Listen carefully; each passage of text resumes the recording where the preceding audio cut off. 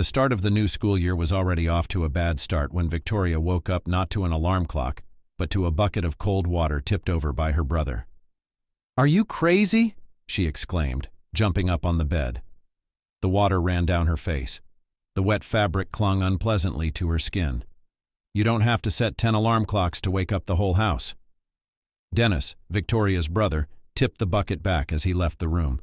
"I have class in 3 hours and your alarm clock's got me up. You're totally crazy. Thank you for waking me up." Victoria was a third-year university student studying philology and lived in a small rented apartment with her younger brother. He was a freshman in medical school. They had only their mother who lived in the village on her pension, so they had to support themselves and rent a small one-room apartment together, which already took almost all their money and was far from the city center. They were both working part-time and their daily routine left much to be desired. Victoria had been having trouble sleeping for a month and now she couldn't hear all the alarm clocks anymore.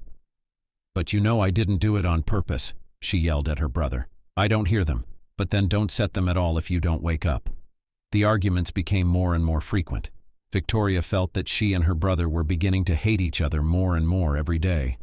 However, they simply did not have the opportunity to live apart, because so the amount of money for the apartment would exceed all their possibilities. Victoria worked in a bar near the house until midnight and always came back late. Even though classes didn't start as early as freshman classes, it still wasn't enough time to get a good night's sleep. Victoria took a quick shower before her brother did and stormed out of the house. She wouldn't make it to her first class, but if she hurried, she wouldn't be late for her second economics class. It was the first economics class with this teacher, so it was important to get to know him properly. "I'm not late?" Victoria asked her friend Zania in a whisper as she sat down at one of the neighboring desks in the classroom. It had only been 2 minutes since class had started, but she hadn't seen the teacher at the desk. Yeah, he hadn't shown up yet. That was good. She took her textbooks out of her bag. "What, did you oversleep again?" Zania asked with a laugh. Victoria hummed. "Of course.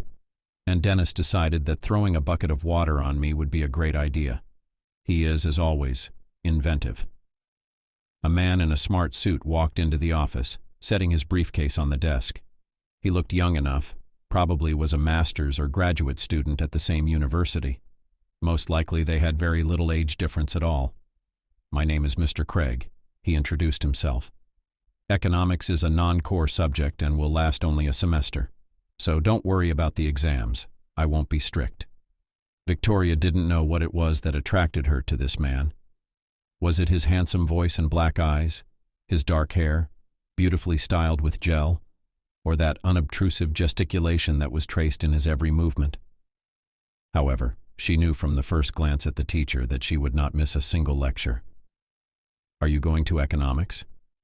Surprised, Zania looked at her. She put her hand on her waist, not understandingly looking at her friend. "Of course, because attendance is important," she said. "Really? And who yesterday missed a pair of foreign language, in which we have an exam at the end of the year? I just got called to work early."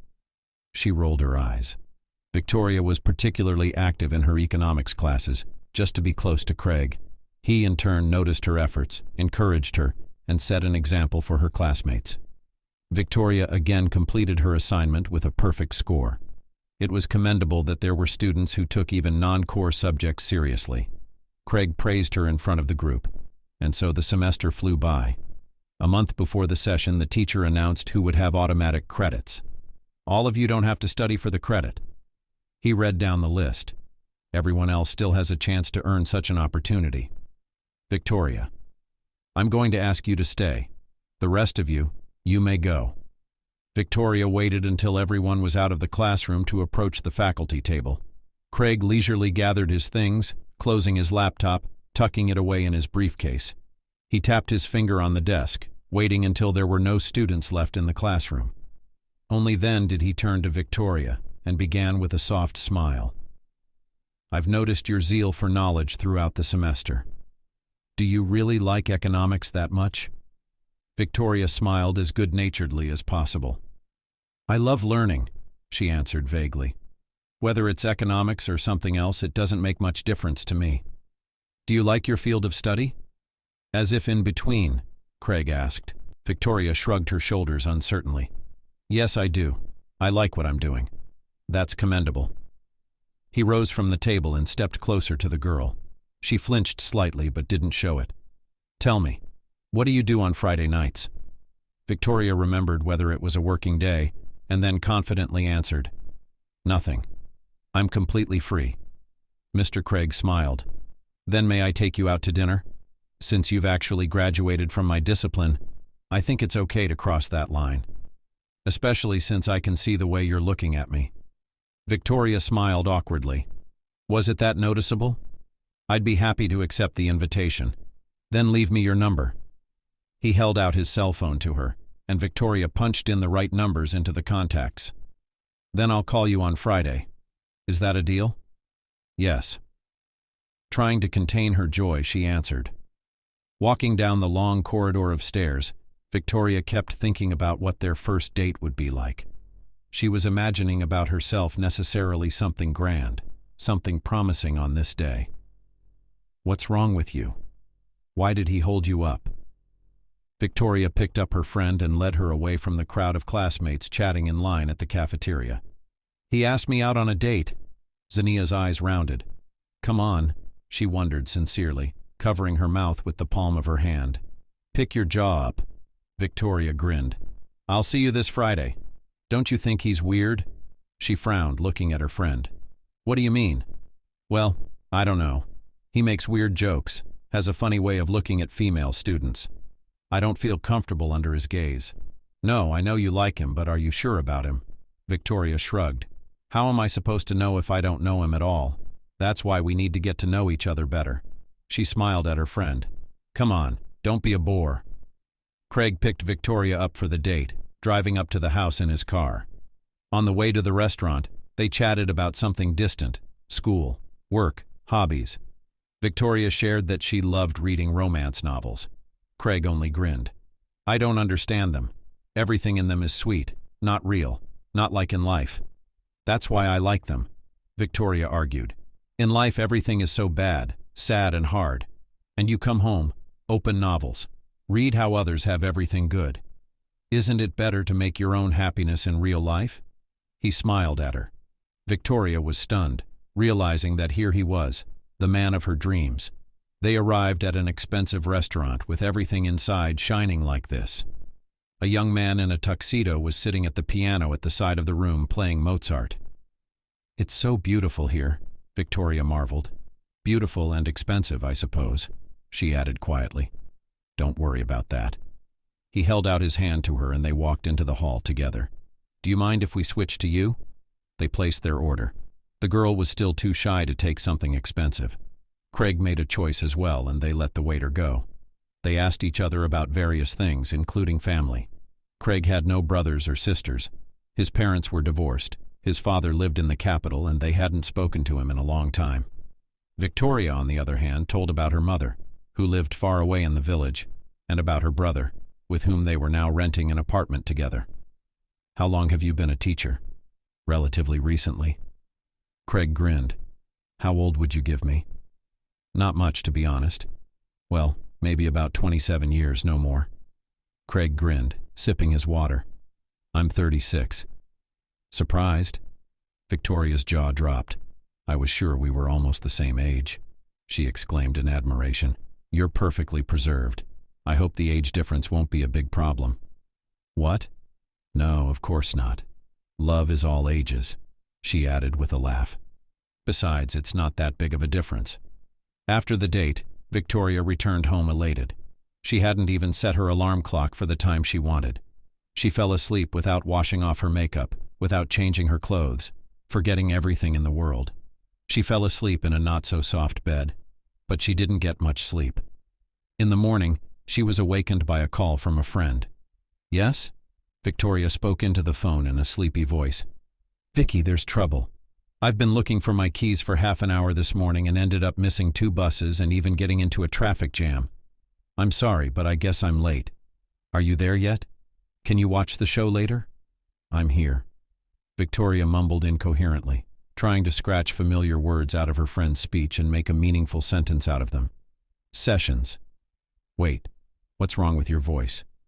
Of course, her best friend, who had known her for years, couldn't have so easily failed to notice anything strange in her speech. It's just a normal voice. Are you still asleep? It seemed that with her shout she woke up the whole bus, probably still awake at 9 o'clock. But now Zania cared only about one thing. Victoria had broken their agreement, not even bothering to warn her about it in advance. Not awake? I did. You think this is funny? I hope you just overslept and you have 5 minutes to get ready, Zania blurted out, clearly not thrilled that now I have to wait for her for an unknown amount of time. No, after the date yesterday I forgot to set the alarm clock. Anyway, I'm wearing makeup, nail polish. I also have to take a shower. That's an hour and a half just to get ready, no less. She heard nothing but silence in response. Vicky, how could you? She asked tearfully. Do you realize that I've been driving through traffic for an hour to get to your neighborhood so that you could run to work without any problems? You didn't even oversleep by accident. You didn't set your alarm clock, and now you're claiming you need 2 more hours. It was audible that she was rather not angry, but just really upset and hurt at her friend. Well, we agreed for a week. A week. You're always late for everything. You're late for our meetings too. Okay, that's the last straw. Are you going to be late everywhere else? She dropped the call, and Victoria didn't get a chance to say anything. She sat like that in her dress with her mascara scattered and her hair disheveled in the middle of the bed until her brother came into the room, stirring, in a cup, judging by the smell, coffee. He grinned, sipping the liquid. What, you got a part-time night job? Fuck off, she replied rudely, throwing off her blanket. She rummaged in her closet for her home clothes and a towel.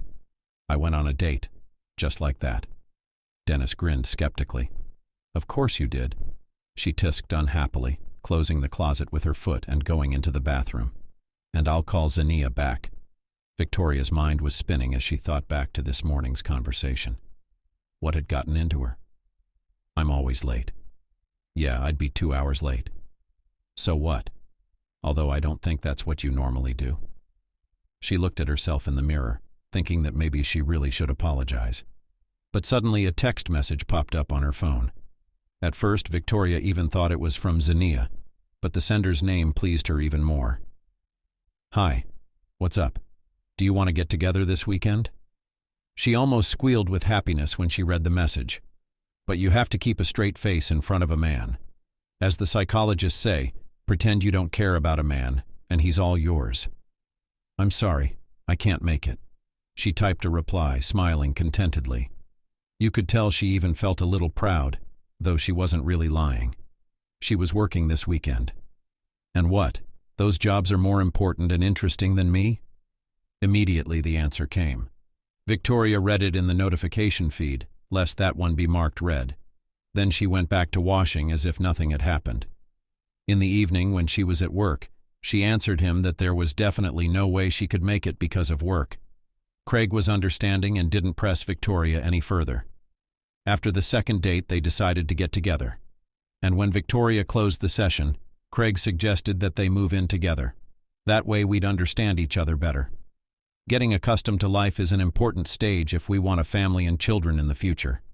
He was persuasive, and Victoria believed. She agreed without hesitation, but neither her brother nor her family, with whom they had already made peace, were happy about her move. Where are you packing?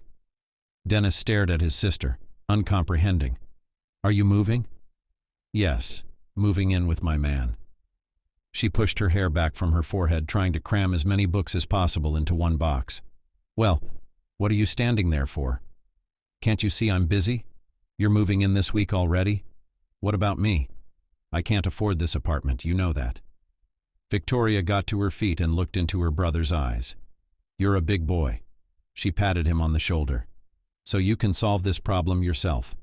And taking extra shifts or moving out is your choice. You know I'm still in session. I can't work so hard in a cafe to close the session and rent an apartment. You know that. Victoria stared at him, not knowing what to do. With Craig they had already agreed on everything, but it was as if her act seemed inhuman to her, or something. All right. Then I'll stay here for 2 weeks, and then you'll be out of session and you can do whatever you want. But I'll move in with Craig. She took her favorite book out of the box and went into the kitchen. Zania reacted to the news of her friend's move more brightly. Do you realize that after 2 months of relationship it's a little early to move in together? Victoria only shrugged her shoulder. Why should I? In this your paranoia will still teach me? Zania wanted to say something but did not dare. She frowned, and on her face reflected resentment. You know that for me you are a friend, she said with a kind of reproach. And I'm not trying to keep you away from Craig even though I don't like him. I'm just worried about you, you know? She turned to her and sighed heavily. I'm just afraid he might turn out to be some kind of maniac. Still, Victoria packed the dress into her suitcase. Okay, Craig's picking me up in an hour. Are you going to help me pack or not? And Zania with a heavy sigh rose from the bed and began to pack her cosmetics into boxes. No matter what she said, but still will always be on the side of her friend. In July, they finally moved in together. There was no limit to Victoria's happiness, because now she could see her favorite person every day. Dennis had to rent a room on the outskirts of the city, where he had a long way to go to school. But Victoria didn't care. Craig had a large, spacious 2-bedroom apartment, and, as it turned out, he made a good living renting out 2 more in the center of town. Where are you going? He'd been surprised one day when Victoria had gone out for the evening. I'm going to work, of course. Craig knew about her working, so the girl was even slightly embarrassed that he was asking such a question. Why do you have to go to work? He smiled and kissed her cheek, putting his arm around her waist. Tell me how much money you need and I'll give it to you. He talked the girl into quitting. He lavished her with gifts, expensive jewelry, a new phone, beautiful dresses, and expensive restaurants. They were living pretty well. On the first day of the new school year, Victoria was sharply called out. Excuse me. She didn't recognize the girl's voice, but she turned around and saw a student in a short black skirt with loose blonde hair and brightly painted lips. She wiggled her hips, heading straight for Victoria as she tried to remember if she'd seen her before. Hello, she said hesitantly. Hi, I'm a freshman. I've never been in this building before. Could you tell me where room 217 is? Yeah, sure. You go up to the 2nd floor, then take a left at the end of the hallway. Thank you. She gave Victoria a look. My name is Lara. She extended her hand to the girl to introduce herself. I'm Vicky. Let's get to know each other. Strangely enough, she never met this interesting, bright girl again at the university. In late December, Craig proposed to Victoria, and she accepted without a second thought. They were acquainted for less than a year at that time, so Zania tried in every possible way to bring her friend down from heaven to earth. Don't you realize that this is all weird? First he convinces you to quit, and even called you to marry, although you meet 6 months and no less than a year. Zania tried to be objective. Victoria, however, such moralizing and admonition did not like, so that's why she listened to her friend with one ear. It's called love, she answered easily, sitting in the university canteen. My man provides for me, and now he's calling me to marry. What's so strange about that? You're the one who's all alone, that's what's strange. Better that than with such a suspicious man, said Zania, and rose from the table, without saying another word. She left the dining room, leaving her friend alone. And what has come over her? She muttered to herself under her nose. Craig had been acting a little differently since the proposal. He paid more attention to his fiancée's appearance, constantly talking about how she should go on a diet. Victoria took it for granted. After all, he was worried about her health. She joined a gym and now went there after school. She liked that Craig noticed her efforts and her change in figure. Now you'll fit into your best wedding dress. You couldn't fit into one with those sides. Victoria laughed at these, as it seemed to her, joking remarks. Now you are not ashamed to introduce you to your mom. Victoria decided to post a picture with the ring and Craig by her side on her page and tagged her fiancé in it. She didn't expect a strange girl to write to her after a while. Victoria flinched when her phone vibrated due to a notification. She looked at the screen and saw a message from an account unknown to her. The girl frowned, looking at the name. Sarah. She whispered the name, trying to pull at least some memory of this person out of her head. Could it be someone from the group, from the university? She opened the message, rereading it several times, as if she couldn't make sense of it. Hello. I saw pictures of Mr. Craig on your page. Can you tell me if you know him? It said. The girl tapped her finger on her knee, wondering what to say. Should she ask Craig about Sarah? But on the other hand, why would she know about him? He'd never told her about Sarah. Maybe she's a relative? Yeah, that's my fiancé. Who are you? She answers, and the message is immediately marked as read. There's something I need to tell you about him. Why don't we meet somewhere, like the park? Victoria tossed the phone aside skeptically at first, hoping to quickly forget about this girl. But curiosity was stronger, so she set up a meeting with her in a park nearby. It was crowded at any time, especially on a Saturday afternoon. Victoria calmly walked to the meeting place, not worrying that something might happen. 5 minutes later, a short girl approached her. At first glance, her age. She was dressed in old, shabby clothes. She wore an unkempt bundle on her head, and her face showed signs of sleep deprivation. The stranger, without looking back, stood directly in front of her and looked into her eyes. You're Victoria, right? The girl nodded. My name is Sarah. I was the one who wrote to you. She sat down next to her on the bench and pulled some pictures out of her bag. Did you know Craig was in a relationship before you? Well, I didn't really ask, but I think he definitely was. After all, we're not 16 to be interested in his past. It's weird, and it's definitely not for me. Why do you ask? Sarah holds out pictures of a small child to her. You're right to say previous relationships are Craig's business. But it works a little differently when there's a baby involved. Victoria frowns, looking at the pictures of the little boy. That's Plato. He's 3 years old, and Craig is his father. Victoria opened her eyes in surprise, looking at the girl. The first emotion was surprise, the second was fear and misunderstanding, the third was disbelief. That's not true. She grinned nervously, returning the photographs to Sarah's hands. You're turning me against Craig on purpose now. You want me to make a scene. Are you going to go to him yourself? No. She jumped up from the bench and was about to leave, but Sarah shouted at her. Look, I'm doing you a favor. He left me with a baby and cheated on me. I don't want you to do the same to me. Victoria wasn't listening. She ran away from the park, from Sarah and her little son, whose eyes were very similar to the ones she saw every day. Victoria returned home. Before she did, she walked in circles, thinking about how true the stranger's words might be. Why would she lie? Swirling around in her head, she really couldn't give a definite answer to that question. Ask Craig directly? Way out. Still, she trusted her fiancé more than some stranger off the street. Honey. She walked into the kitchen and hugged him from behind. Craig smiled at his fiancé and pulled back a chair so she could sit down. I have a serious conversation to have with you, she began bluntly. I'm listening. You couldn't tell from his face that he was frightened or confused, though Victoria was clearly not in the best of spirits. Do you have children? She asked, forehead to forehead. Children? He asked again, which made Victoria a little angry. Is there something you don't understand about what I said? Children. I'm asking if you have children with ex-women? She stared at him absent-mindedly, but Craig still showed no emotion that would give him away.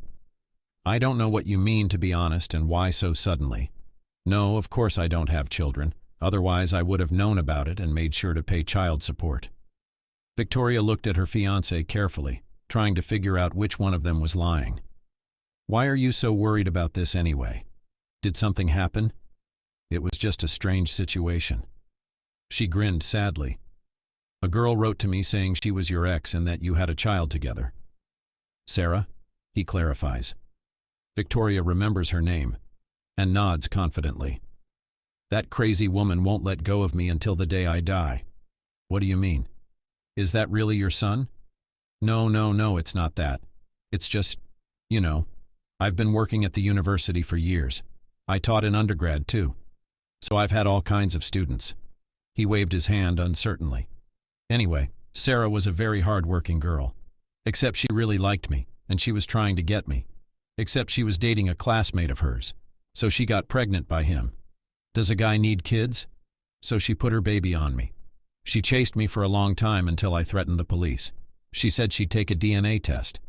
But why would I be afraid when we weren't even holding hands? Are you telling the truth? She asked, as if now Craig might answer. No, I'm lying. However, the answer reassured her. Of course, have I ever lied to you? Zinnia would probably say something like, "You've only known each other for a short while." But she's not here, so Victoria only smiled at her fiancé. "And how did you find out in general?" "I didn't tell you. She wrote to me and asked me to meet her. She showed me pictures." She remembered the child's eyes for a moment and doubted Craig's words, but quickly dismissed any doubts. "Crazy.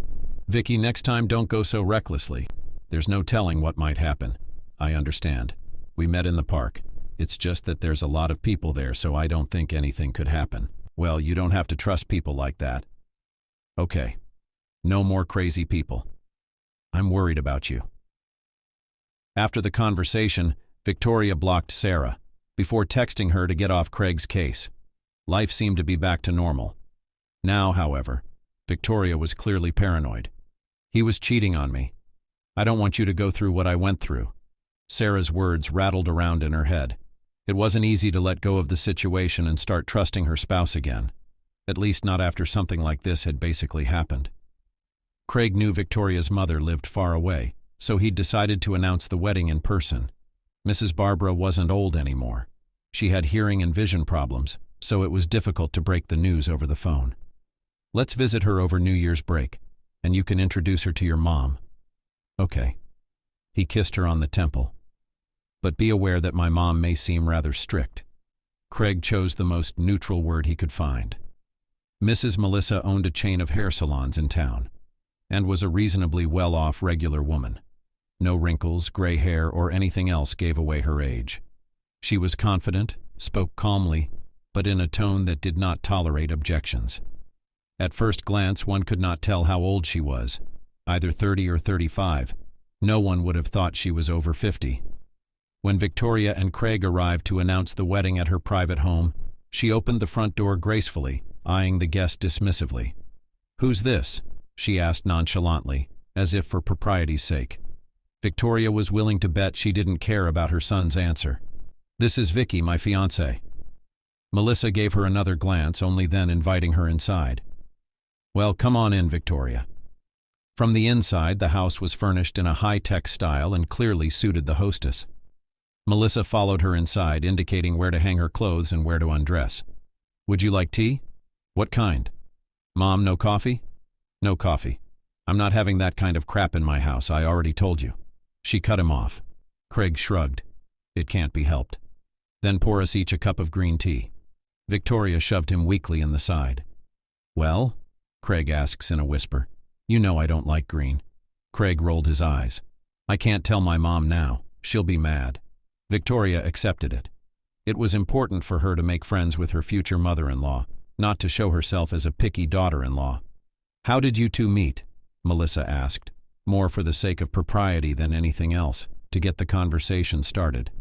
It was obvious she wasn't particularly interested in Victoria. "I taught them economics last year."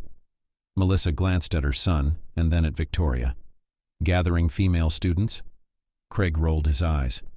"That's a violation of the chain of command.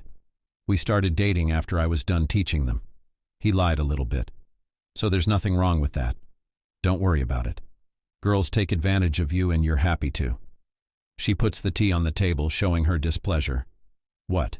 Did she persuade you to marry her?" She grinned at me. "Really, Mom, I proposed to her myself. Why are you lying? Why would you marry some girl so young? Why couldn't you live a little longer, see each other?" "Mom, it's love, you know." He reassured her. She didn't react to her son's words with much enthusiasm. "Love. Yeah, well, what else is there?" She put sugar in front of them. "Take as much as you want." When Melissa went into the other room, Victoria leaned over to Craig. "I don't think she likes me," she whispered, glancing around to see if her future mother-in-law was nearby. "You didn't say she was so against your girls." "Well, she's interesting, yes." He grinned weakly. "That's it. Just don't worry about it. Mom doesn't like new people, so she'll just have to get used to you." The conversation wasn't going well. Victoria even tried a couple of times to insert lines into the conversation, but Melissa reacted very sharply to each one. "I'm also studying to be a philologist my final year," she said as if in between. At this point, the woman froze with the mug in her hands, looked at her future daughter-in-law carefully, and then still returned the cup to the table before uttering, "I see. So you'll be working in a library of some sort for a paltry wage," she concluded. Victoria frowned, though she tried to be friendly. "Why do you say that? I could work as a teacher, like Craig, or a journalist. I could even be a translator. After philology, I have a huge number of options in front of me. I don't know why you have such stereotypes. And every one of those jobs is low-paying. You're hitting on my son because he makes good money, aren't you? Except if you can fool Craig, you can't fool your mother, an experienced woman. Mom, don't talk about Vicky like that. She's not in it for the money. She used to work on her own a while back." "Why did she stop?" "I asked her to. She was already so tired from school. She's in her last year of school and still has to write her thesis. No reason to overwork herself." "That's what I thought." That's all she said. It wasn't a good introduction. It was obvious. Melissa was in no hurry to accept Victoria into her family, but Craig was in a hurry to reassure her. She needed time. "Pretty soon she'll be calling you her favorite daughter. You'll see." Victoria's mother was much easier to inform. The girl personally came to her house and told her that she was going to marry. To whom? Was he a good boy? Of course he is. He works as a teacher, earns good money, so I'll have a good life. You don't have to worry about your daughter. Oh, as long as everything's all right with you. She wrapped herself in a shawl and twiddled her fingers, sighing heavily. As long as it's good. They decided not to save money on the wedding. Although Victoria was worried about their budget, Craig reassured her. "Don't worry, Vicky, we have the money, so you don't have to worry so much," he said every time Victoria's eyes rounded after another price tag on a cake or dress. Not even a month after the wedding, things began to change suddenly. Victoria began to notice oddities when Craig more often delayed at work, became more irritable. However, the newlywed wife could not understand the reason for these changes. They still spent weekends together, but they went out to restaurants less often. At first it seemed to her that it was just a difficult period in their lives. After all, it happens in every family. Craig. She walked up to her husband and hugged him from behind. He flinched in surprise, turned off his phone and looked at his wife unhappily. "Why are you so frightening? You're crazy." Victoria, who had not expected such a thing, lost the power of speech. Just what? Didn't they teach you not to approach from the back?" He rolled his eyes and, putting the phone in his pocket, went into the other room. "Leave me alone for an hour. I need to talk to my co-workers." He was asking more and more to be left alone with himself. More and more went into work. Victoria felt as if they had been married for 20 years and their passion had faded. That was why they didn't spend as much time together as they used to. Yet not even a month had passed since their wedding. What could have happened? "Craig, I want to have a serious talk with you." She sits down on the bed next to him when he's already getting ready. "Do you have to do it right now?" "I'm tired." "Yes, right now. There's no other time to catch you out." She looked at her husband carefully, and the displeasure in his gaze was all too clear. "Come on, make it quick. What's going on? Why did you pull away? I don't think that's the way it should be for someone who's just married." Craig massaged his temples. "Do you realize I've been given 2 new groups? We've had a lot of wedding work to do this semester. I mean, I had to. You don't work here." Victoria, hearing the reproach in her voice along with irritation, was taken aback. "But you do. You said yourself that I don't have to work." "Exactly. It's your business to maintain, and stay out of my way. I need to make up for all the money I spent on the wedding. So I'm taking on more work than I used to, and you're going to have to get used to it." I will, whispered Victoria, realizing her husband was right. Craig is earning, so he knows best how much and what they need to spend money on. And the wedding must have been expensive. "I'm sorry, honey, I'm just really worried. I wanted to buy that watch, so I had to use the money for the wedding too." "What watch?" Victoria was surprised. He had never told her anything about them before. "Here." He showed her the pictures from his cell phone. Nice ones. Switzerland. Expensive as hell. Victoria didn't say anything at the time, only memorized the model name and manufacturer. She couldn't find any cheap options on the internet. That's why at first she doubted whether she could realize the idea. "I have a friend's younger sister working in a restaurant, said Kenya when Victoria shared it with her. They get good pay. They take experienced ones. I'm looking for a waiter. Do you suggest getting a part-time job? She nodded. Sure. For that Craig who'd gone off the rails after the wedding? I wouldn't lift a finger. But if that's what you want, thank you so much. She threw her arms around her friend, almost strangled her. Oh, come on. I can't breathe. That same day, she called the number Zania had left her. Good evening. Is this Hannah? Yes. Who is this? Xenia, your sister's friend, gave me the number. She said you're looking for new waiters at the restaurant. I'm looking for a job. Can you tell me what kind of place or how to contact the boss? Well, new is good, she said cheerfully. I'll be glad if you can handle it. Let me give you the address and the name of the restaurant. And you come tomorrow afternoon, Mrs. Larissa will be at her place. Thank you very much. The next day, right after class, she drove to the address written on the piece of paper. It wasn't that far from the university. It's just not close to home. Hello. A smiling hostess greeted her. Do you have a reservation? No, I'm here to see Mrs. Larissa about the waitress position.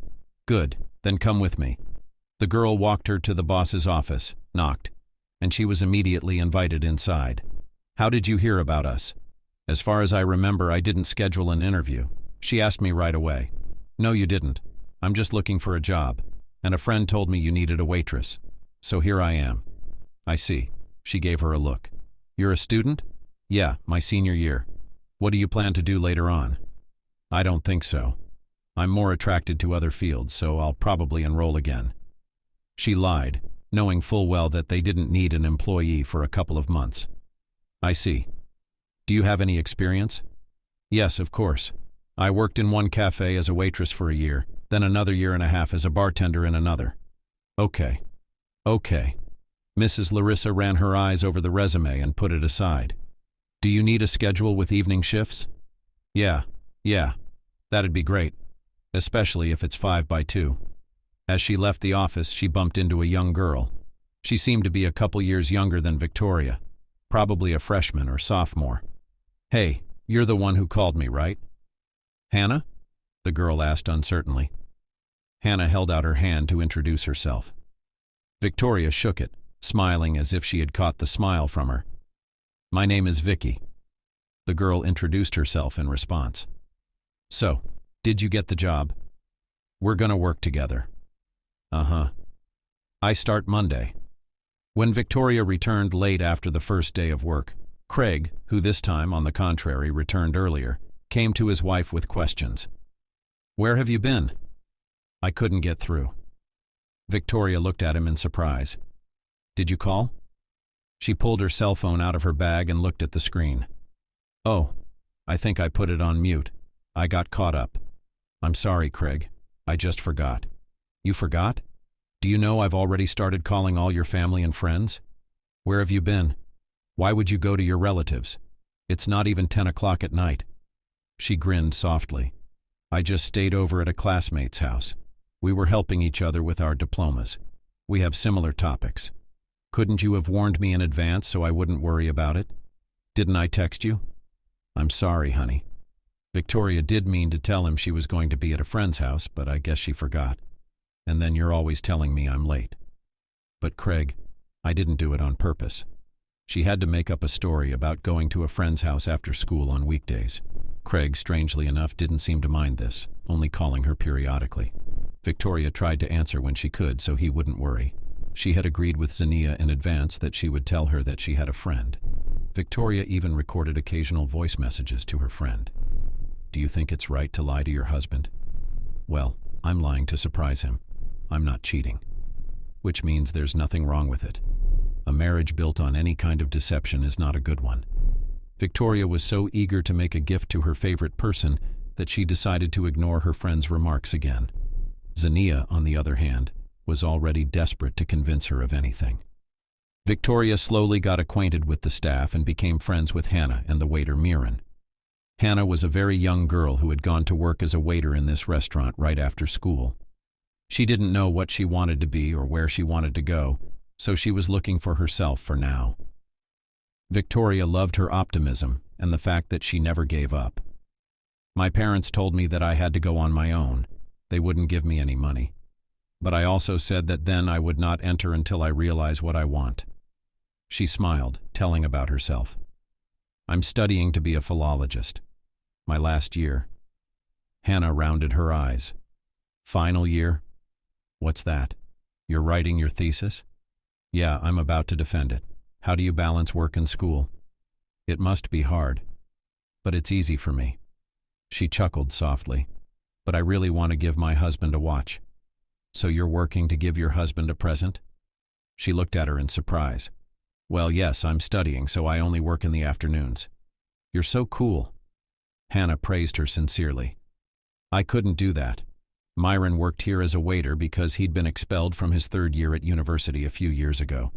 He was a fee-paying student. And at some point, his father, who had promised to pay his tuition, abruptly refused to pay for his fourth year. The amount was unaffordable, and Myron purely physically could not pay for it. He was refused a loan because he had never worked before, and his father already had 3 loans on him. When Myron told Victoria about it, she even purely humanly felt sorry for him. Why couldn't they have told him beforehand? That's crazy. I don't know. I'm planning to recuperate this year. I've put some money aside. The loan should be approved. I hope it goes well. What are you doing here, saving for school? Living expenses or something else? Victoria told him that she was actually saving for her husband's watch, but asked him to keep it a secret from Larissa, otherwise she might get fired. They didn't get along too well with Ray the bartender. There were no quarrels, but he seemed to treat her strangely. However, when she complained about it to Hannah, she reassured her that he treated everyone that way. Myron was a good guy and even helped her in many ways. They were the same age, so they probably understood each other well. The other waiters were either younger or a few years older than them. They also agreed that they liked the same music. Sometimes on weekends they would get together and sit in some cafe and chat about something other than work. Victoria was glad she had made new friends at work. She was sure that even after she was fired, she would continue to keep in touch with him. Wait, you got married after 6 months of a relationship? Myron was genuinely surprised by that. But what is it? I think it's romantic. Hannah smiled while drinking her coffee. My friend has been bugging me about my naivete. I don't know who she is, but I totally agree with her. Victoria jokingly rolled her eyes. It was times like this that Victoria felt happy. Not like when she went out to restaurants with her husband. Not like when she hugged him. But different, but good in her own way. Especially now that he was angry and worried about everything all the time. It was a drag for Victoria to come home. She thought that she would be very tired during her shifts and studies, and that home would be a place of rest for her, a paradise on earth. However, she realized her mistake. After only 2 weeks on the job, she was fully immersed in her diploma writing and work.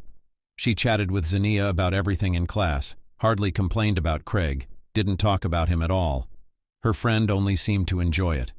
After all, it's not like she was ever thrilled with her friend's choices.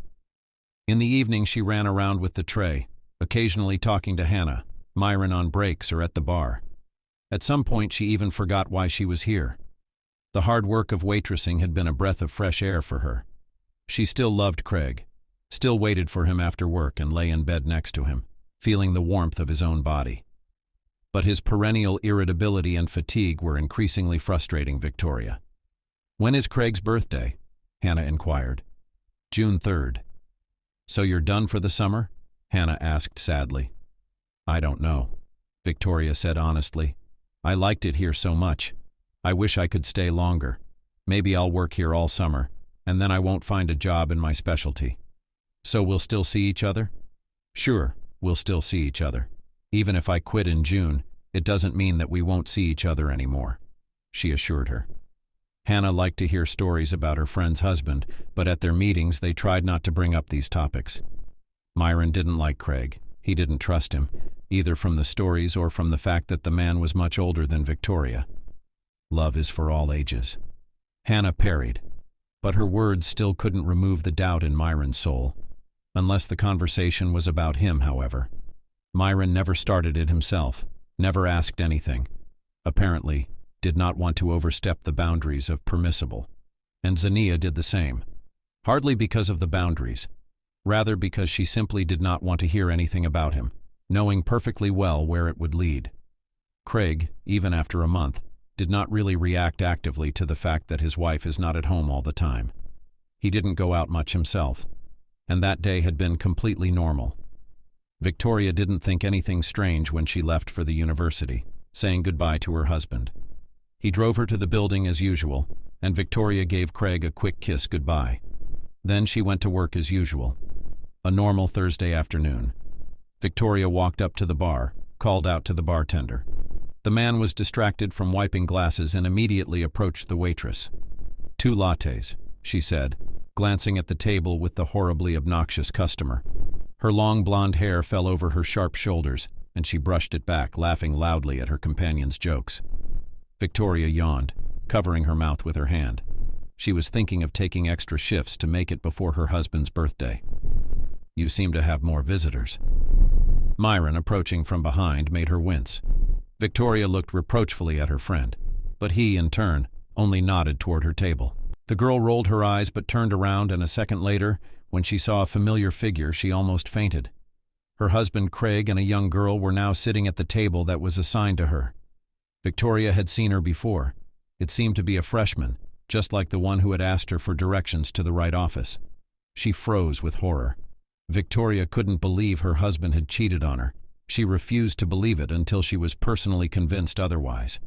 But when Craig stroked her palm and then brought it to his lips, kissing it, she abruptly turned away and took a quick step into the back room.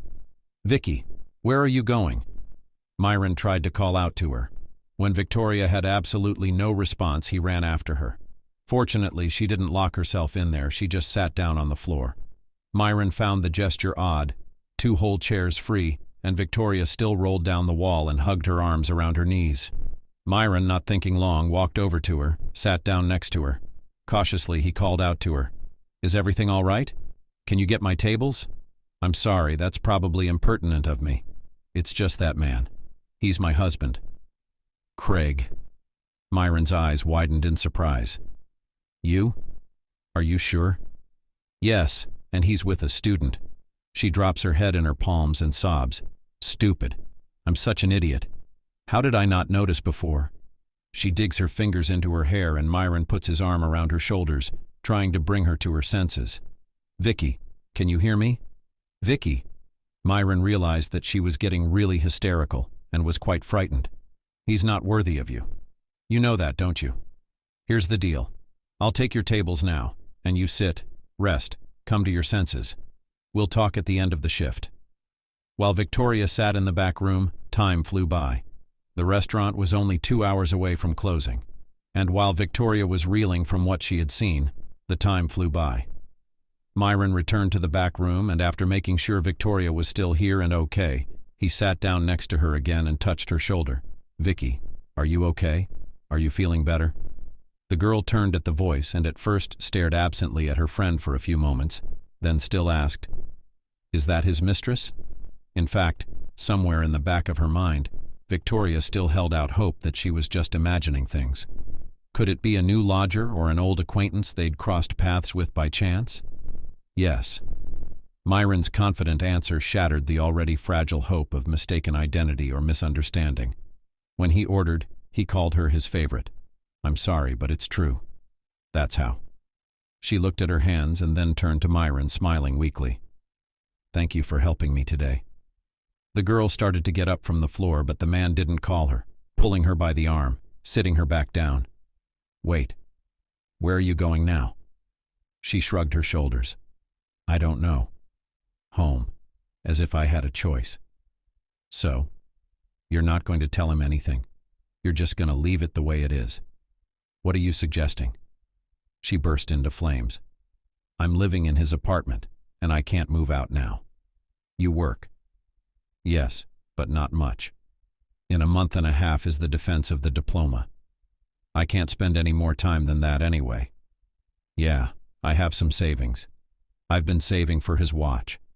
I just don't think it'll be enough for rent." She opened the mobile banking app on her phone and checked the account again. "I'm just not going to make it." "Okay, look." Myron tapped his finger on his knee, wondering what they should do. At that moment, the door opened and Hannah walked into the back room.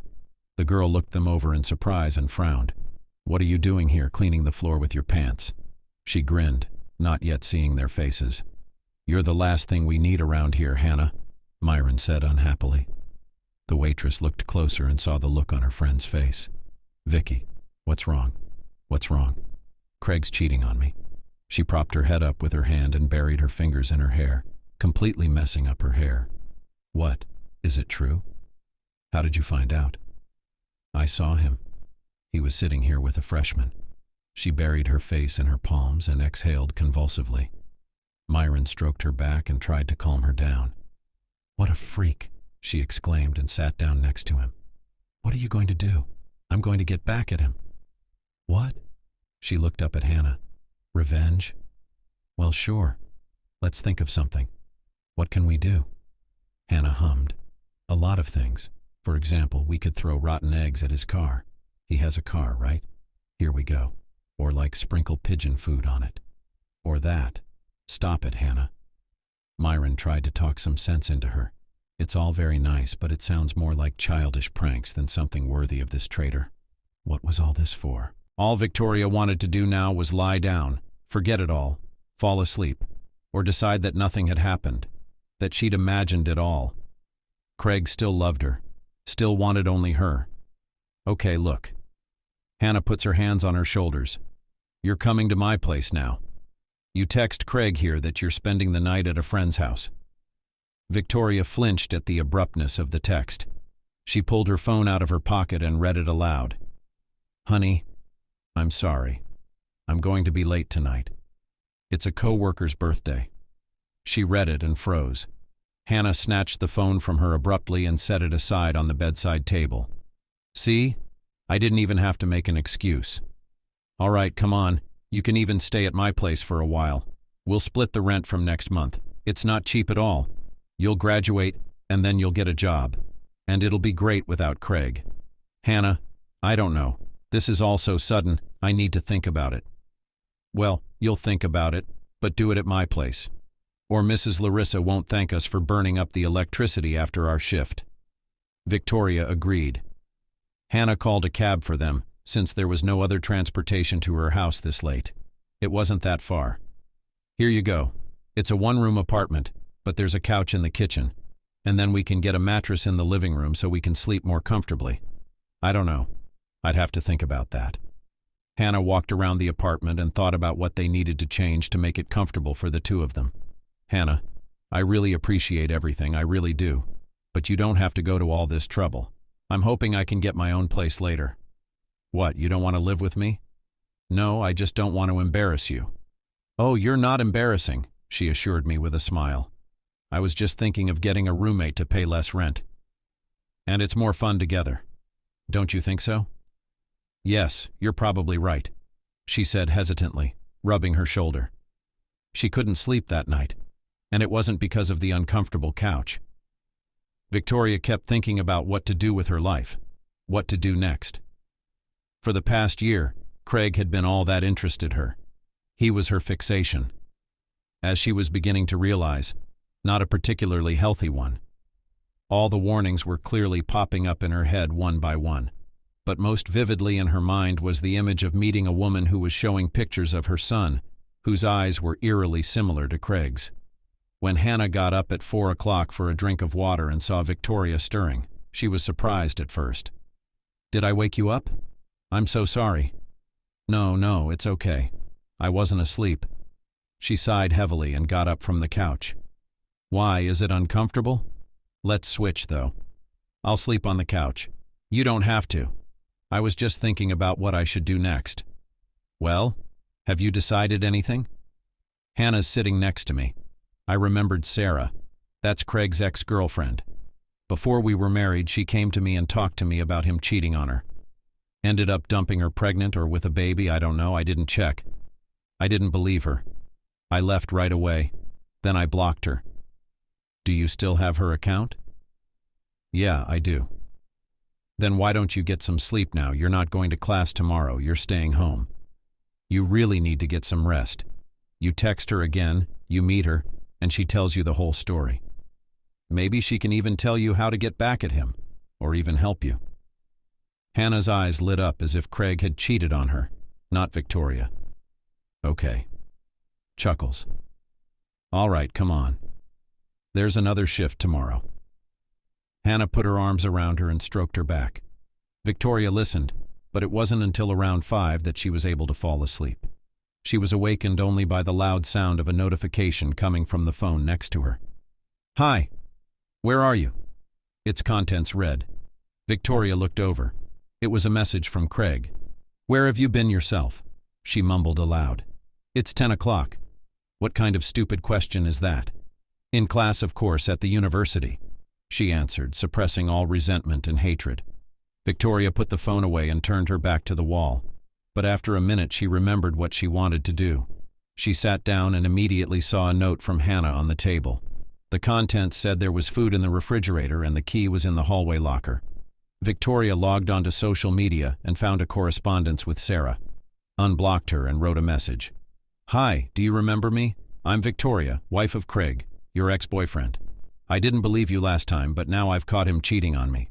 Tell me, would you mind if I saw you? I want to talk to you, she wrote and pressed send.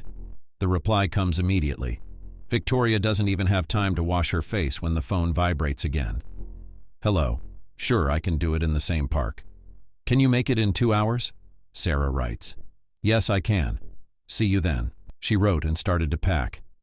It was a long way to the park from Hannah's house and it would take at least an hour to get there.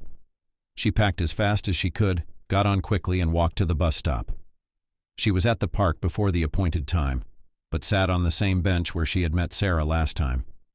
Victoria nervously twitched her foot and bit her lip, waiting for the meeting. Hello? She didn't even notice when a familiar girl walked up to her and said, Hello. Hello? Victoria can't keep still and jumps up from her seat. I wanted to talk to you.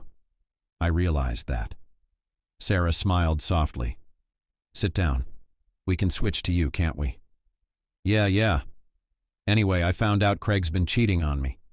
I don't know how long ago or with which girls, but I wanted to ask about what it was like with you and him. Why?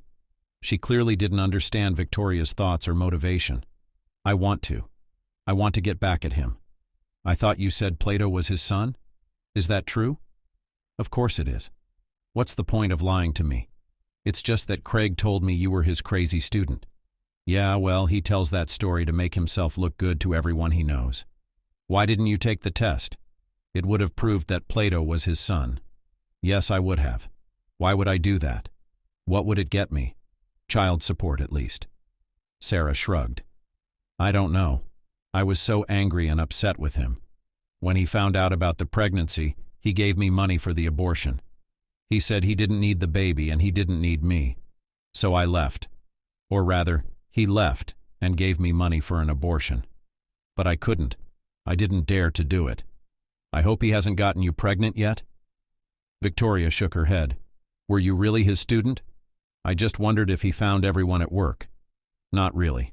We met by chance on the internet. That's how we kept in touch. He was just starting to teach, but I didn't even think he would start dating any of his students. As it turned out, he should have. We'd been dating for like 10 months when I found out I was pregnant. I wanted to surprise him by coming to work to tell him as early as possible, but they wouldn't let me into the university. I told the security guard I was Mr. Craig's girlfriend, but the man just laughed. What the hell are you talking about? Craig's been having an affair with Lana since sophomore year. I remember what he said. I was angry with him or upset with him. I don't remember exactly. I don't even remember if I was mad at the stupid security guard or Craig. I mean, he must have contributed to those rumors in some way. Anyway, I didn't believe him. But that night when he got home, I took his cell phone. The password was simple. It was his mother's birthday. So I read all the emails, and there were at least 3 messages with different girls. I don't know if they were all his students. And that's when you left? Victoria asked, dumbfounded by the story. Sarah was silent for a few seconds and then continued. No, I didn't leave. I told him I was pregnant and I wanted him to dump all his girlfriends. But Craig just yelled at me and told me he didn't owe me anything and didn't want to know me, and he didn't want the baby. Gave me a few bills in cash for the abortion and left. They sat in silence for a few minutes until Sarah added, You asked me why I didn't file for child support. and I felt so bad. It's our baby. And he didn't hesitate to force me to have an abortion. Is that human behavior on his part? Should I build a family with a man like that? I had no idea he was like that. She frowned. He was different with you, really. He didn't ask me to marry him so soon. So maybe he'd be happy for you to admit you were pregnant. They sat staring at each other for a while until Victoria's cell phone vibrated. She read the message that came in, grinned evilly, and tucked it into her pocket. "Craig?" Sarah asked understandingly. "That's the one." Victoria put a finger to her chin and thought for a moment. "Look, how could you get back at him in a way that would make him suffer for a long time?" "Suffer? I don't know. Is that really how you want it?" Victoria's been thinking. "I want him to stop hanging out with other girls. And you know what?" She got up from the bench and stood in front of Sarah. "Why don't you file for alimony? And I'll announce that I'm pregnant at the same time, and we'll get the freshman girl he's dating to tell him she's pregnant too. He's gonna freak out." "I don't know." "Okay, it's not gonna happen fast enough anyway. Why don't you think about it? And then we'll call you later if we need to." "I will. Just leave me your number. Think about it. You're gonna need the money. He makes a lot of money, so let him pay the legal alimony." Victoria went home to Hannah's house, quickly packed and went to work. She got to the restaurant an hour ahead of her shift. How'd it go? How'd it go? Myron was immediately there to listen to the details of what had happened. "In general, I'll live at home as usual. I'll save money for life. In the meantime, we're going to implement a plan." "So you're going to get back at him?" Hannah asked excitedly and looked at Myron. "Did you hear that? I'm all for it. Maybe I can help you with something?" Victoria wondered what role Myron could play in this story. But still undecided, she said, "I don't know about you, but Hannah can help me if she does what I ask. I'm listening." That evening, Victoria returned home as if nothing had happened. But Craig never said a word to her. While fixing herself a late dinner, she texted Sarah the details of her plan and decided to go ahead. Sarah would take a DNA test, file for alimony. And at the same time, Victoria admits she's pregnant. To top off the comedy, a girl will meet him online and set up a date, and only then the deception is revealed. Victoria wrote to Lara, Craig's current mistress, from an empty, newly created account. She sent a picture of them at a restaurant that Myron had managed to take while he sat behind the bar waiting for his order to be prepared, and signed it like this: "Hi. You know he has a wife? I can send this to her right now." Victoria certainly didn't intend to blackmail the girl with it. Her goal was to find out if she was intentionally dating a married man or if she didn't know about his wife, and in the latter case, she could be useful. What? What wife? The answer came quickly, and Victoria even smiled, pleased that things were working out just fine. "He didn't tell you? Did you see a ring on his finger?" "What ring?" "He claimed he was divorced." "Are you lying to me now? He doesn't believe me. You must be very upset about his betrayal. It's all down to Victoria's needy emotion. I'll rip his hair out so he knows what it's like to cheat on me." Victoria types the last message and the smile still doesn't leave her face. "Very good. Then don't write anything. We can see each other tomorrow night, anywhere, and I'll tell you something. Just act normal and don't let on that you know." She dials the message and puts the phone away. Revenge has begun. Victoria packed up early in the morning and left, texting her husband that she had gone to a friend's house. She and Lara had arranged to meet at a cafe, and when Victoria approached the girl, she was surprised by it. "Is that you?" Surprised, she asks, remembering how 6 months ago approached her at the university to ask something about the office. "Yay," Victoria said with a slight chuckle. She showed her interlocutor her hand with a ring on it. "As you've probably realized by now, I am his wife. If you've come to threaten me, I'll warn you that he didn't tell me that. I didn't look at his passport. And at work, he doesn't wear a ring, so that the students in front of him almost undress for credits and exams." Victoria's eyebrows rose in surprise. "Even so, what'll it be?" The waiter, interrupting their conversation, smiled, looking around at the girls. They glanced over and placed their order. "I'm not here to tear the hair of an evil mistress." The girl grinned. "I'm here to discuss how we can get back at him." "Revenge? Like throwing rotten eggs on cars?" Victoria actually laughed. Were they anything like Hannah? No. More interesting. He has an ex-girlfriend with a kid he doesn't pay child support to. I'm giving her Craig's hair today so she can do a DNA test and then file for child support. After letting him know, of course, well, then I'll be very fortunate to tell him I'm pregnant and see his reaction at that very moment. And you'll also have to tell him the good news that Craig's about to become a father. And end it all with a failed date with another girl, a friend of mine that he doesn't know about. What a plan. Are you sure we can pull it off? She smirked. If you help and we work together, it should go well. They exchanged contacts and Victoria left. She really should have given Sarah Craig's hair. The girls met outside the clinic where the test would be performed. Victoria saw his baby for the first time. So small, but already resembling Craig himself. Hi. Victoria shook his little hand. Is his name Plato? She turned to her mother. Yes, Plato. Shall we go to the clinic? They lived as usual, without giving themselves away. Victoria prepared a profile for Hannah, uploaded her photos, and came up with the name Evelina. According to the legend, she had to confess that she had seen him at the university and could not forget such a status man. Evelina was supposed to start acting when Sarah filed for alimony. In the meantime, she decided to see Zania, with whom they hadn't socialized outside of the university in a long time. When Victoria didn't show up for any of her classes on Friday, she expectedly began to worry about her friend. But Victoria wrote only a short, sick. What was Zania's surprise when the allegedly sick friend called her on Sunday for a walk? What does all this mean? You were not sick? No, she admitted as she walked along the path in the park. The shade from the crowns fell in patterns across the girl's face, and she had to wrinkle her nose at the bright sun beating directly into her eyes. And why lie? I'm your friend. Wouldn't I spread gossip? No, it's not that.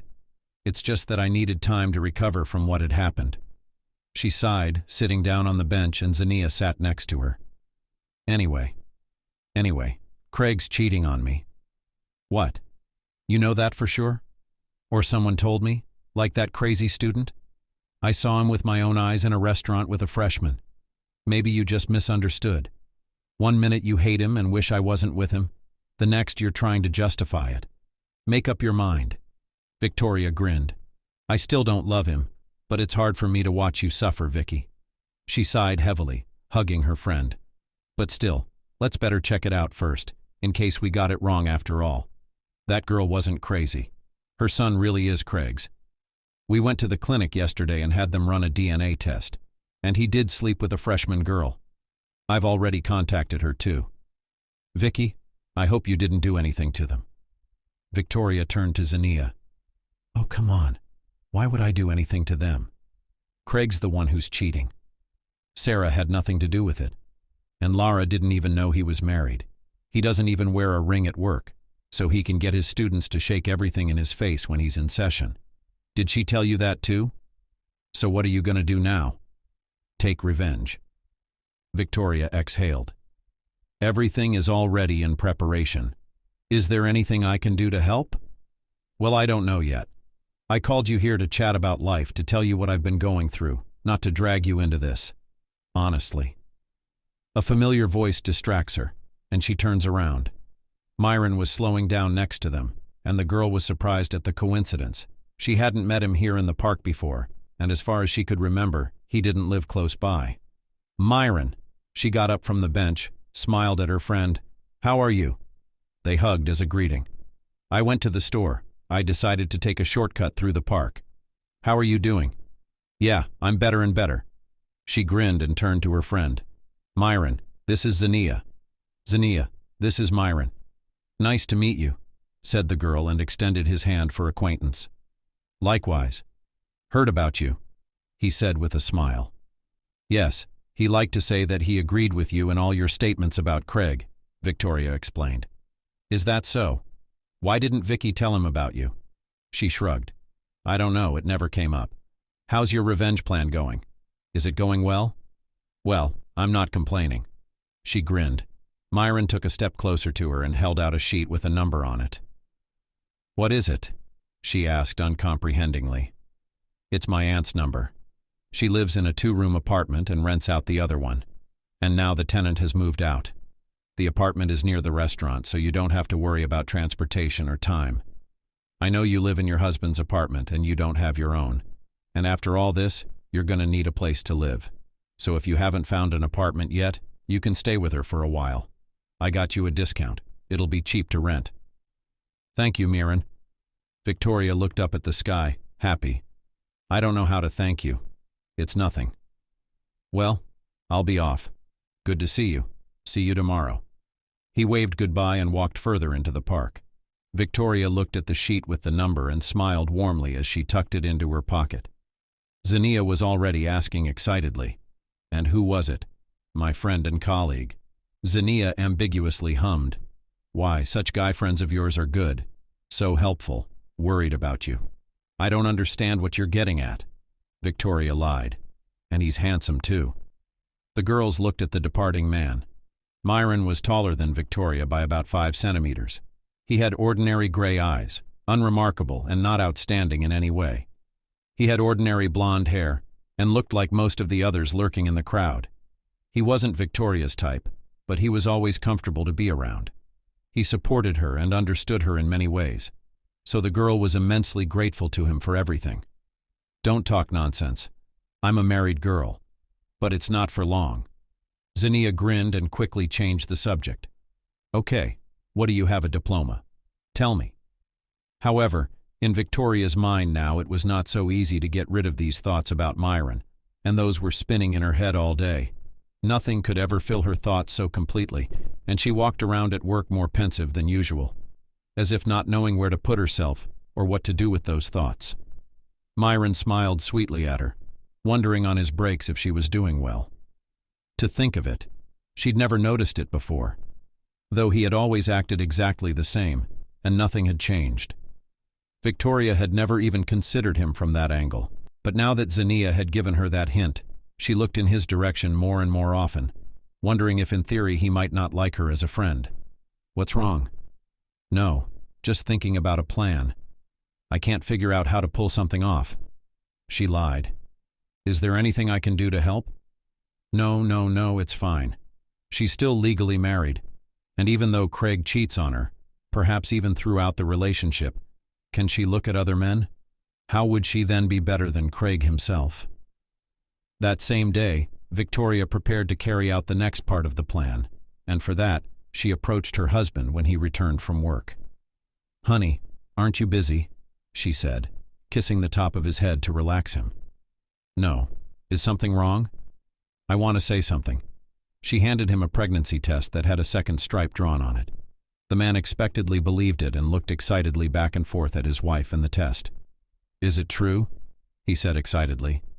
And when his wife nodded, he jumped up from his chair and hugged her tightly, pulling her off the floor. "Honey, I'm so happy. I'm so happy." And a day later, at recess with Myron and Hannah, they decided to bring Evelina into the game. "Don't you think it's a little early? I mean, he was excited that you were pregnant." She made quotation marks with her fingers. "We'll see how low he goes." She was drinking coffee out of a cup. "If he doesn't answer, he's spared." "I wouldn't cut him any slack if I were you," Myron interjected. Hannah nodded. "Yeah, Vicky, Myron's right. Let him have it." "Okay, that's it. I've made up my mind." She opens her phone and finds her husband's account. She starts texting him from Evelina's page. "Hi. You probably don't know me, but I'm just a student. I saw you and realized I was in love. Have you ever had that happen to you?" Victoria typed, saying everything she wrote out loud. "Would she believe it?" Hannah asked, not really believing it. "Let's see. I gave you the password to your account. If he answers, write that you just want to talk to him." "Okay." "Yeah, okay. Can I give you a ride home tonight?" Victoria looked at Myron in surprise. "Do you have a car?" "No. I borrowed it from a friend. I had to go somewhere urgently in the morning. I'm going to return it, and it seems to be on your way." Victoria looked at Hannah. "Okay." She smiled at him. She still couldn't get her friend's words out of her head. He really wasn't her type, but he was certainly a reliable and sensitive man. She hadn't heard even a hint of insult in the entire time they'd been talking. And when she complained that she started to gain weight again, Mirren only assured her that she was beautiful. Why do you need to lose weight? It's a great figure. It's great anyway. Victoria was pleased to hear him compliment her.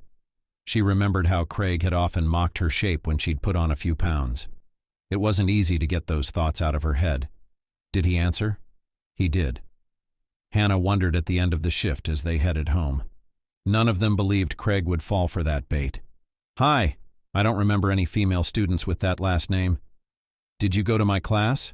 Hannah read it out loud. No, not you. I just saw you at the university and knew you were a teacher. She typed her answer, also dictating out loud. He writes? Myron was surprised, looking at his friend's phone. He doesn't think with his brain at all. He grinned wickedly. It is very interesting to hear what attracted such an unearthly lady in me. She laughed softly as she read the message aloud. Wow, what an opinion he had of himself. The next day, Sarah texted that the DNA test results were in. Both Craig and her were home that day, so they decided to start breaking the comedy. Craig, someone's knocking. Can you open up? Shouted Victoria from the kitchen. She had gotten a text from Sarah 5 minutes earlier, so she knew exactly who was at the door right now. What about yourself? Resented him, but went to open it anyway, swung the doors open. He saw Sarah on the doorstep and he was startled. What are you doing here? He whispered angrily. I filed for alimony, and he pushed her out the door. He followed her out, closing the door behind them. What makes you think it's my kid? I don't know how many men you've been with. You don't have to make me look guilty. You're the one who cheated on me, she said firmly. Okay. Look, I'll pay this alimony. Just don't say anything to my wife, okay? You need the money, don't you? Honey, who's there? Victoria opened the door and saw the two of them standing in the entryway. She frowned, looking at Sarah. What are you doing here? I came to file for child support. She shoved a DNA test from the clinic into the girl's hands. Plato is his son. Honey, I can explain everything. Craig, what does that mean? She was telling the truth? Victoria looked at him in disbelief. Craig, how could you? It was all before your time. Vicky, come on. He tried to hug his wife, but you pulled away from him. Don't touch her. And Sarah wasn't lying about you cheating on her, was she? Yeah, she did too. But honey, I've changed. She took his hand off her shoulder. Leave me alone, she said angrily and closed herself in the bathroom. Sarah took one last look at Craig, pulled out her phone, typed something on it and put it back in her bag. I warned you, she said in an unapologetic tone. I'll file for alimony through the court, so get ready. Craig spent the rest of the day walking around his wife, trying to beg her forgiveness for lying to him, claiming that he'd changed and that he didn't do it anymore. Victoria was disgusted to hear all of this, knowing full well the truth. Vicky, my love, look at me. She put aside the knife she was using to cut carrots and turned to Craig. Do whatever you want to do, but if your offspring is eating up our budget, I'll leave you. How are you going to leave me? Vicky, you're pregnant, he yelled, trying to talk some sense into his wife. We're about to have a baby. You're just going to walk away and leave him without a father? I'd rather have no father than a slob like you, Craig. I'm not going to share my husband with anyone. If your ex-wife gets child support, I'll leave and find someone else. That's it. So she'll find someone else. He laughed evilly, towering over her. Come on, come on. Who needs a woman with a trailer? I'll have an abortion, she calmly declares and leaves for the bedroom. It was reckless to say such a thing when Craig had more than one mistress besides herself. However, it was all just to hurt his ego. She did not speak to him, turned away defiantly, lay down on the edge of the bed. The night before she went to bed, she texted Lara that everything had gone well and she could go into action in a minute. Craig's phone vibrates with the message, and he leaves the room for some reason, typing something. Victoria thinks back to every time this has happened before and when she just turned a blind eye to something like this. You're the only thing I've missed, whispered barely audible to him. Victoria, though she heard everything, didn't say anything to him. The next day she received a report from Lara that they had met with Craig. The plan was for her to confess to him that she was pregnant and see how he reacted. Good thing we met at the coffee shop, she told Victoria on the phone. Otherwise he would have given me such a scandal. He could barely contain himself. His eyeballs almost burst. Is this because you're having a baby? Not really. He didn't say a word when he found out. And then he said he wasn't ready for kids yet. He said he had to get married first because his mother was very conservative. I suggested that we get married right away and then get married. He was so funny about it. She laughed. In general, shoved me money for an abortion. I, of course, as a proud mother, refused. I said that I would give birth to him, and then he will pay us alimony if he does not marry. That's when he didn't yell at me, even though he wanted to. From all sides. Laughing, Victoria said. It was in the evening of the same day that Evelina wrote to him and asked to see him. Craig, who was already getting pretty tired of everything that was going on around him, quickly agreed. They met at a restaurant. Hannah easily showed a girl interested in a man. She tried in every possible way to touch his hand unequivocally or smile seductively. So when he invited her back to his place at the end of the date, Hannah wasn't surprised in the least. Victoria had to stay at her friend's house that night to work on her diploma, so he hadn't expected her to return early. When they went into the kitchen for Craig's coffee, he heard the key turn in the door. He looked anxiously at his companion and quickly told her to hide behind the curtain. It was long and reached to the floor so she could hide in it until he could get her out of the apartment. "What do you mean behind the curtain?" "Who's there?" Hannah said indignantly. Meanwhile, Victoria was already standing on the doorstep of the kitchen, looking around at both of them without much enthusiasm. "Who is it?" she asked, as if the answer wasn't obvious enough. "It's not what you think." Hannah rose from her chair and looked at the man unhappily. "Craig, what's this all about? Is this your wife?" He looked back and forth at Victoria and Hannah and didn't know what to do. His wife gave the answer for him. "Victoria. And you are?" "I'm curious." "Who am I?" "Evelina, his girlfriend," she exclaimed.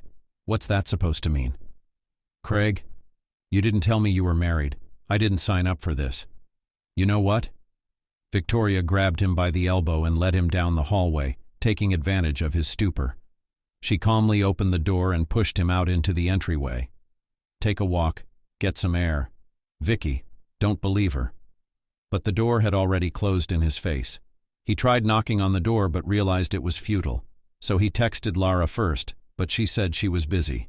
Then he called a cab to his mother, realizing he wasn't welcome home tonight. "What took you so long?" Hannah frowned at him, fanning herself with a magazine. "I thought I was going to go crazy with him. He's so mean." Victoria grinned, pouring her friend some boiling water from the kettle. "All that's left is to pack up and finish the show. Have you decided where you're going to live?" "Yes, at Aunt Myron's. I don't have much stuff, just a couple of boxes. He said he'd be here in the morning to pick it up. Can you help me pack?" "Sure." "And you have Myron?" Victoria waved her friend away. "Are you all in cahoots or what?" She grinned good-naturedly. "Come on, you'd better help pack your clothes." Early in the morning, Myron picked them up in a borrowed car from a friend and helped them carry all the boxes downstairs. They went to his aunt's house to lay them out there and help Victoria get situated. "Thank you so much," she said then. "I don't know what I would have done without your help. It's nothing. Mrs. Aliena was a very friendly woman. It's a pleasure. I've been living with strangers. And here's a friend of my nephew's. And you have a place to live." The same day Victoria was to hammer the final nail in the coffin. She was a month away from the defense of her diploma. That one was almost ready, so she no longer hesitated to do something out of the ordinary. In the assignment of the university, she found out what her husband's occupation was and where. Arrived at that building, went into the auditorium, in which about 20 people were sitting at that moment. She slapped her husband in the face and screamed loudly, "Did you think I wouldn't recognize her? You brought one to our house, the other wanted to, the third will pay alimony for the rest of your life? You're such an asshole. I'm filing for divorce. I'll sue you for half of your property and all the jewelry you gave me. Do you understand?" She took the ring off her finger and threw it at Craig. "Have a nice stay." She threw the bag of clothes at him one last time. Of course she wasn't going to evict him from the house. But would she explain that to all the students? Lara, who had been sitting in the front row at that lecture, had filmed the whole scene on her phone so she could post it on the university chat room. Craig's reputation was quickly erased. Victoria wasn't too worried. A couple days later, Lara texted him that she agreed to take money for the abortion, and Craig had to give her even a little more than that just to get her off his back. She shared the money with Victoria, who gave some of it to Hannah. Revenge had been accomplished, and now Victoria was feeling unprecedented pleasure that they had succeeded. Craig would now pay alimony to Sarah. Lara was able to get money from him, and he didn't even dare try the jewelry for fear of more backlash. Victoria sold them and started looking for an apartment that she could rent after her diploma defense. At her graduation, all her friends and Myron came to her with a bouquet of flowers. "You're a huge good girl." They stood on the riverbank, admiring the seagulls circling above them. The birds were screeching, flying back and forth, sometimes dropping very low. "Thank you," she said quietly. "I couldn't have done it without you." "The best news is that Craig and I were divorced 2 days ago," replied Myron. "Good for you. Have you thought about what you're going to do next?" "What do you mean?" "Well, I mean about work." Victoria shrugged her shoulders. "I don't know if I'll look for a job in my specialty. If not, then I'll continue working in the restaurant with you." "And you, did you manage to recover?" "Yeah, I got a lot of favorable treatment. I took out a loan. I have one last year to finish my studies." He sighed in anticipation.